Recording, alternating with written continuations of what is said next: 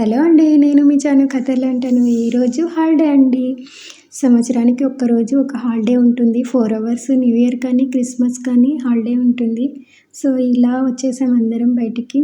మంచి ప్లేసెస్ చూసి, పిలిపిని ఫ్రెండ్స్‌తో బయట ఫోటోస్ తీసుకొని, అందరం కలిసి భోంచేసి మళ్ళీ ఇంటికి వెళ్ళిపోయాము.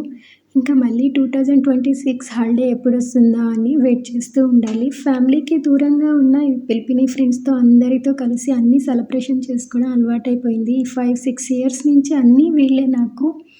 అయినా స్నేహానికి భాష, దేశం అలా ఏమైనా ఉంటుందా?